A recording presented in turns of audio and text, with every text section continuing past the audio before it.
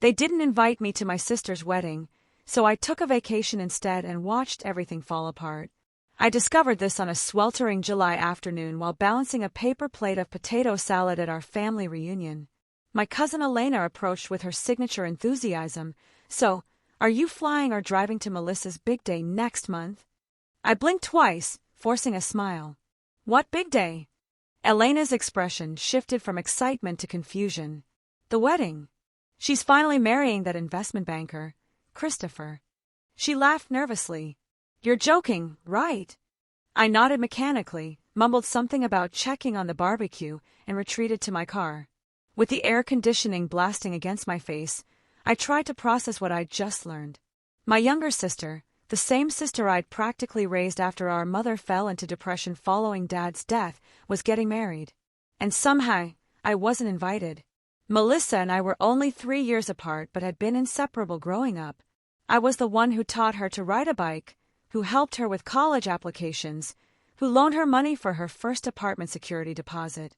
I was the one who drove 5 hours when Christopher had allegedly been seen with another woman at a bar, spending the entire night assuring her that relationships could survive mistakes. And now she was marrying him without even telling me. For 2 days, I sat with this knowledge, turning it over like a strange stone I'd found on a beach. I wasn't exactly angry, it was something deeper, a dull ache of erasure. On the 3rd day, I called our mother.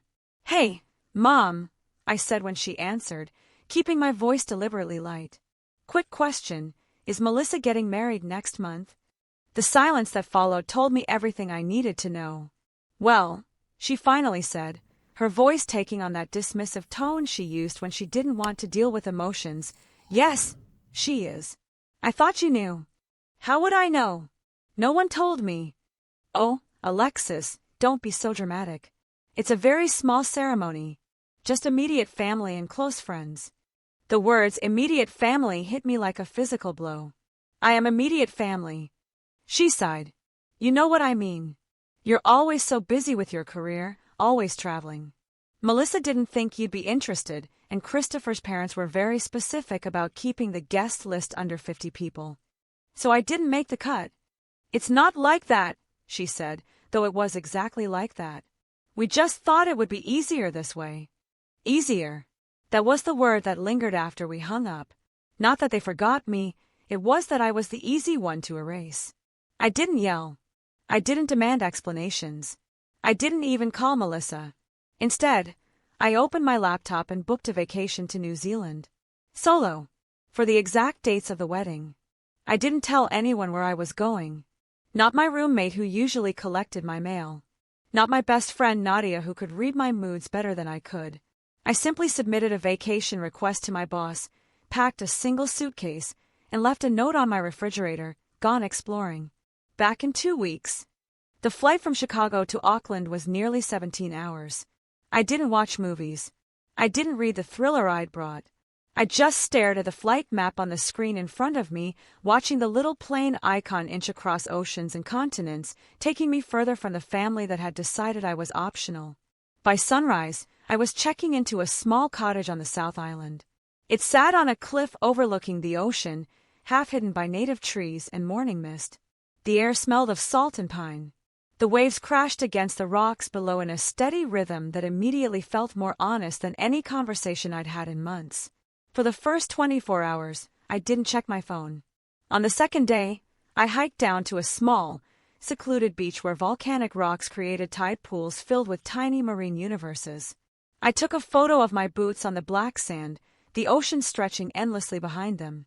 No smile, no pose, just evidence of existence. I posted it to my Instagram story without a caption. Within minutes, the views list populated: Melissa, our mother, Elena, 3 other cousins. No one messaged. I hadn't expected them to. That wasn't the point. The point was visibility. I may not have been at the bridal shower or the rehearsal dinner, but here I was, alive and whole in a country of mountains and mist. I didn't post anything for the next 2 days. I just lived, drinking strong coffee from a ceramic mug on my porch, writing in my journal, walking along clifftops where the wind was so fierce it seemed to blow right through me. Nothing profound emerged in my writing, just lists of things I didn't have to pretend about here. No small talk, no forced smiles, no gift registry to browse, no dress to coordinate with bridesmaids I wouldn't be joining. I knew the wedding was that Saturday. No one had explicitly told me the date, but I'd pieced it together from social media, my aunt's post about flying to Chicago for the big day, a glimpse of a save-the-date card in the background of my cousin's selfie. That was enough. Saturday morning in New Zealand was clear and cold. I sat on my porch wrapped in a blanket, watching the sun rise over the ocean. There were no church bells here, no wedding playlists, no champagne toasts. Just wind, waves, and a sky that seemed to go on forever. I made myself breakfast, wrote in my journal, and didn't check my phone until noon. By then, accounting for the time difference, the ceremony would be underway. I imagined Melissa in white lace, our mother dabbing tears with a monogrammed handkerchief, Christopher nervously adjusting his cufflinks. I wondered if there was an empty chair somewhere, or if they'd rearranged things so neatly that no gap remained. That evening, I posted another photo, my hand holding a glass of local wine against the backdrop of the sunset-painted ocean. Nothing elaborate, nothing captioned. Again, the views accumulated rapidly. Melissa, our mother, Christopher's sister whom I'd met twice, several of Melissa's friends. Still, no messages. But something had shifted. The silence wasn't absence anymore, it was presence withheld. I didn't post again for 3 days. Let them fill the void with whatever narratives they needed. 4 days after the wedding, I woke to the sound of my phone buzzing incessantly on the nightstand. It was early morning, the sky outside still dark, the ocean invisible except for its continuous roar. Messages, missed calls, voicemails, names lighting up my screen that hadn't reached out in weeks. Mom, Elena, my Aunt Susan, and finally, Nadia, who texted simply, "Holy shit. Call me when you see this." She attached a link to a TikTok video. The thumbnail showed what looked like a wedding reception with something blurry flying through the air. I hesitated before clicking. Part of me wanted to preserve this peace I'd found, this distance. But curiosity won. The video started mid-chaos. People were shouting, gasping, moving in confused patterns. The camera shook as whoever was filming tried to capture everything at once. A woman in a bridesmaid's dress, I recognized her as Christopher's sister, was screaming, her face contorted in fury as she threw what appeared to be a bouquet across the room. The camera swung wildly before finding Melissa. My sister stood frozen in her wedding dress, mascara streaming down her face, mouth open in what looked like disbelief or horror.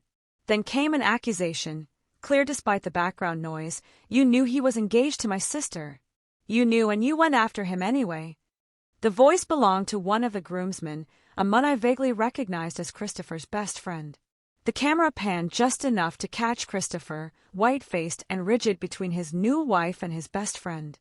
"Tell them," the friend shouted. "Tell them about Ashley." The crowd's murmuring grew louder. Someone knocked over a centerpiece. Glass shattered somewhere off-screen. Guests began gathering purses and jackets, backing toward exits, whispering to each other behind hands. The video ended with Melissa sinking into a chair, her elaborate dress pooling around her like spilled milk. I watched it twice more, my heart pounding. Then I set my phone down and walked to the window. The first light of dawn was breaking over the ocean, turning the water to silver. My phone started buzzing again. Voicemails, texts, missed calls piling on top of each other. "Alexis, please call me. Your sister needs you. This is a nightmare. Please come home." By noon, I had a voicemail from my mother. Her voice wobbled uncharacteristically, breaking in places I'd never heard before. "Alexis," she said, "no one knows what to do. Melissa hasn't left her room since the reception. She won't eat. She keeps asking if you've called. People are talking. The Andersons want their wedding gifts returned. Please, we need you. You've always been the strong one."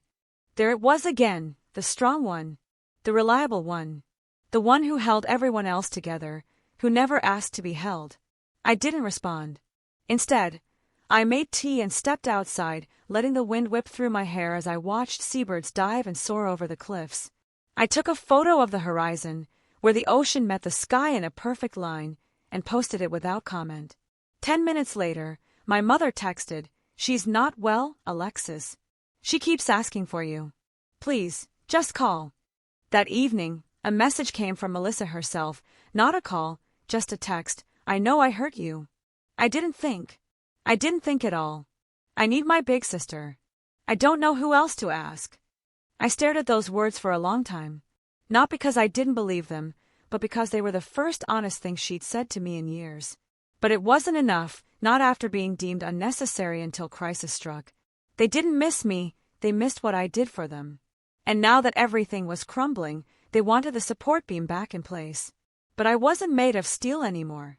I had become ocean, vast, deep, moving according to my own tides. It was nearly midnight when my phone rang again. This time, I answered. Not out of forgiveness, but because I didn't want silence to say everything for me. Alexis. My mother's voice, small and uncertain. I said nothing. Melissa. She began, then stopped. She's devastated. The wedding's been called off. Christopher, there was another woman. Had been for months, apparently. His best friend's sister. I closed my eyes. I'm sorry to hear that. We need you home, she said, her voice cracking. I don't know how to help her.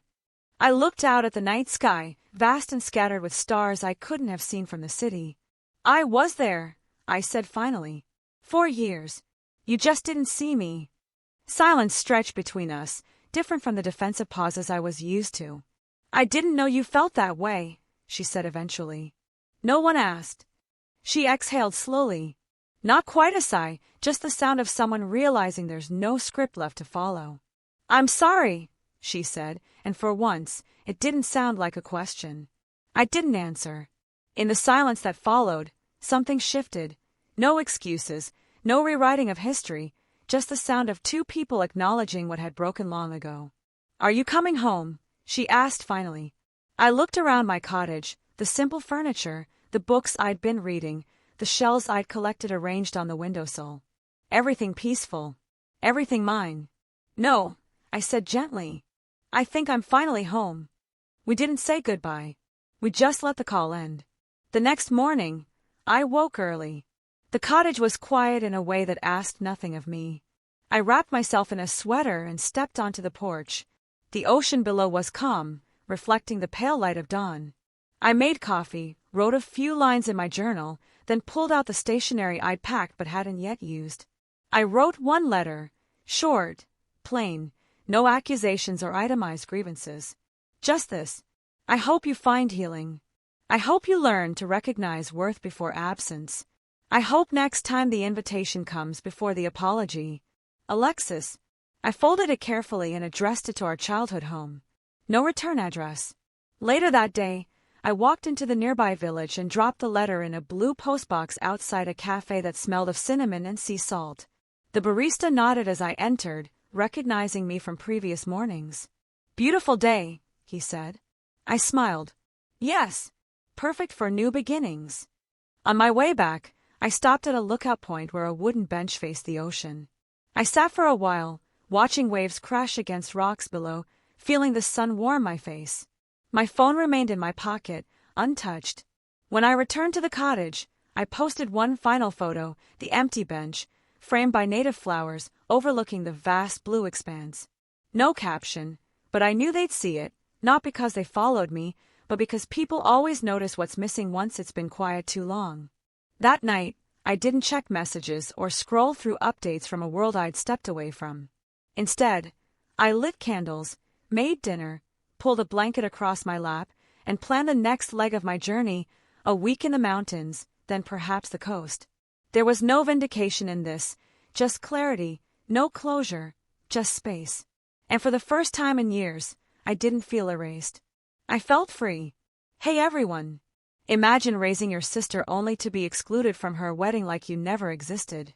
But when secrets explode at the altar, guess who they all come running back to? If this story moved you, please subscribe to my channel and tell me where you're watching from in the comments. I'd love to hear from you.